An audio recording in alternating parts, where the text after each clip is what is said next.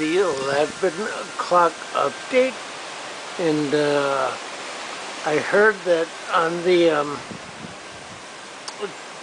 news that Tampa Bay is 2.5 feet below mean sea level, meaning that the wind is pushing water out of the bay. It's amazing. You can probably walk halfway across it from here to Davis on in that club. Look back there, boy. Shooting out. I don't know. Alright. He's a rough one.